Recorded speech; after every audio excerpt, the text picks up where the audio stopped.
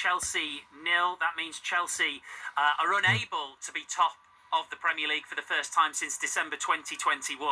Liverpool there with 2 games in hand, the first of which is at 11th place Tottenham. Full commentary on the way, and correspondent John Murray has the teams. Yes, the teams are out down there on the pitch, warming up, and I can tell you, Steve, that with the team news, Tottenham have found some consistency. Shock, because Ange Postecoglou has named an unchanged team, the same side that started against Manchester United here in the Carabao Cup on Thursday night. So Destiny Udogie is fit, but he's only a substitute. Timo Werner as well is back among the substitutes, but the team is Forster in goal again after his difficult night on Thursday. Then Porro, Dragosine, Gray and Spence at left back. Then Sarr and Bissouma, Kulusevski, Maddison, Son and Solanke.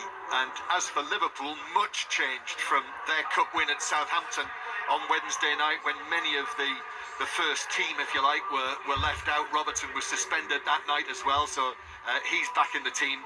So the Liverpool team, 7 changes from that night, but just the 1 change from the Premier League last weekend, and that is McAllister coming back into the midfield for Jones, who's on the bench. So Alisson in goal, Alexander-Arnold, Gomez, Van Dijk and Robertson, Gravenberch with Szoboszlai and McAllister, and then Salah, Gakpo and Diaz.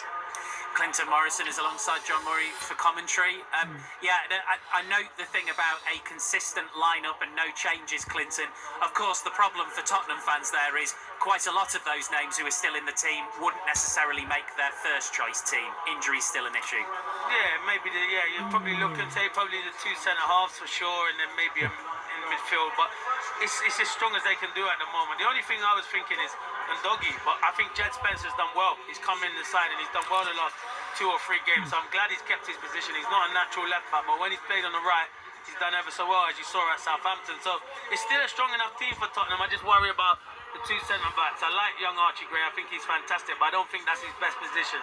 He's having to do a job. And against Liverpool's front 3, they can cause a lot of good teams problems. But I think, Steve, as well, with Spence, I was here on Thursday night when he was substituted that night here in the stadium, which was quite buoyant at the time.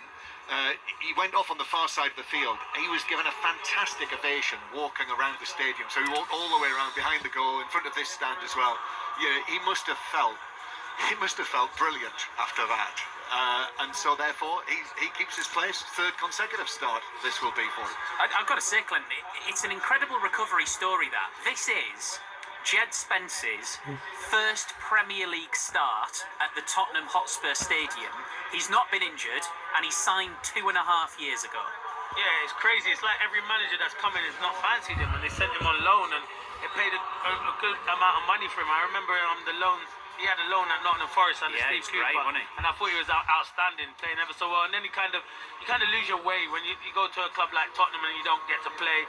You start losing your confidence. You go on loan, you play. I remember him going to Leeds and not playing a lot of football there, but fair play to him. He's knuckled down, got on with it, and now he's getting his opportunity. Because as I say, Tottenham have struggled in them fullback areas, and Porro and Udogie have been fit for most of the season, but you haven't seen how they've been playing over the last few years. You haven't seen that recently with them too. So I hope he goes and grabs it with both hands, because he deserves it. Jed Spence ended up in Italy playing for Genoa last season, but the first half of the season, as Clinton says, he was at Leeds. And what's quite a nice line, I think, Steve, is that on this corresponding weekend last season, Leeds United were playing Ipswich. It was December the 23rd that match was played. Leeds won 4-0, and the full-backs for Leeds United that day were Archie Gray and Jed Spence. Ooh, see? Well, let's wait and see, Crossy.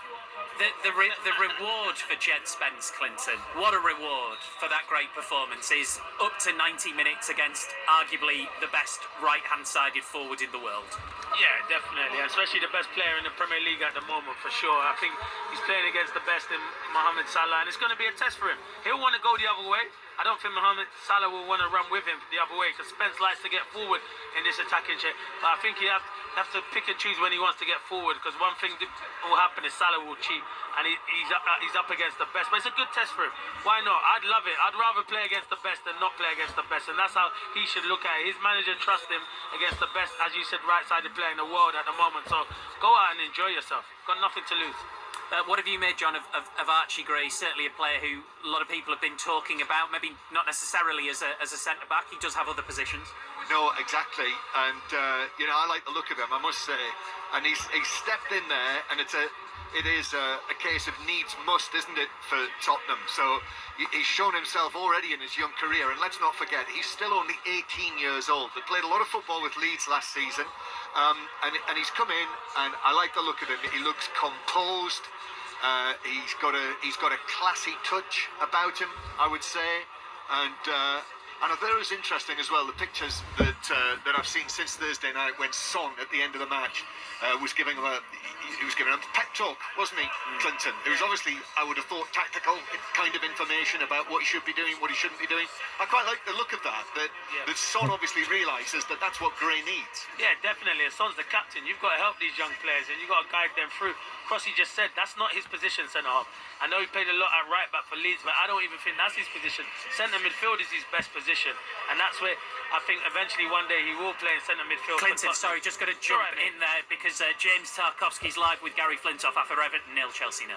Yes, thank you, Steve, and it's always an achievement to get Clinton Morrison to stop talking, but it's right that we do because we have the Everton captain here, James Tarkowski. So a point at the end of the day, I'm sure you're happy with that, but I just wonder, is there a greedy side to you with the chances in the second half that maybe you think you could have taken all three today?